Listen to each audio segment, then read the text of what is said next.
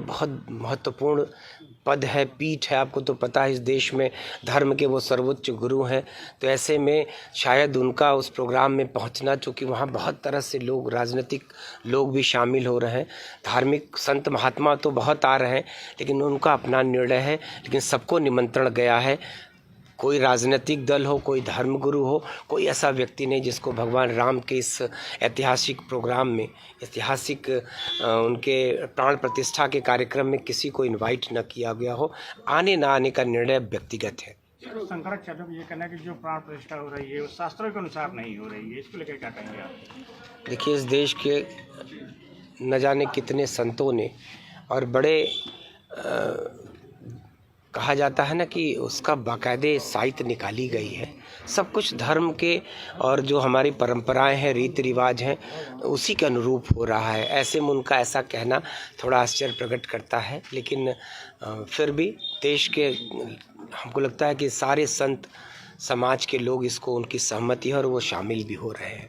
देखिए, विपक्ष का यह जो गठबंधन है, यह भारतीय जनता पार्टी को सत्ता में आने से रोकने का गठबंधन है। वो नहीं चाहते कि देश के प्रधानमंत्री नरेंद्र मोदी जी तीसरी बार प्रधानमंत्री बने, लेकिन उनके सपने कभी साकार नहीं होंगे।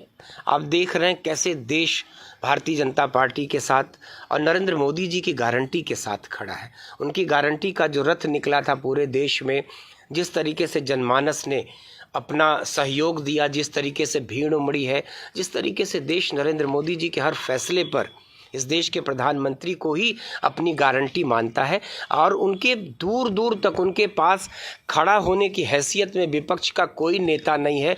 सारे लोग एक दूसरे के ऊपर भी खड़े हो जाएंगे तो शायद नरेंद्र मोदी जी की लंबाई को छू पाना उनके बस का नहीं है। तो ये गठबंधन, इसकी उम्र जान लीजिए कि 5 राज्यों के चुनाव में यह गठबंधन टूटता प्रतीत हुआ। आपस में गाली गलौज तक की नौबत आई, गठबंधन नहीं बन सका।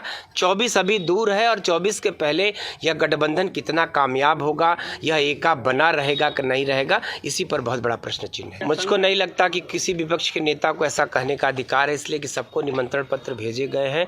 अब न आने का बहाना ढूंढना, पहले कहते थे ना, गाँव में कहावत थी कि रो के रहली की अखिए खुदा गई, तो उन लोग को कोई बहाना चाहिए। सच्चाई इससे इतर है। का वो कॉपी भी मांग रहे हैं, जिसपे स्पीड पोस्ट हमें किया गया, उसका वो कॉपी दिखा दे हमको। कॉपी आके देख ले, कॉपी देख ले। जो ट्रस्ट है, जिनकी तरफ से निमंत्रण भेजे जा रहे हैं, वो सच्चे मन से चाहेंगे तो उनको दिखा दे। हमसे जुड़े रहने के लिए हमारे YouTube चैनल को सब्सक्राइब करें और नई वीडियो की नोटिफिकेशन के लिए बेल आइकॉन को दबाएं।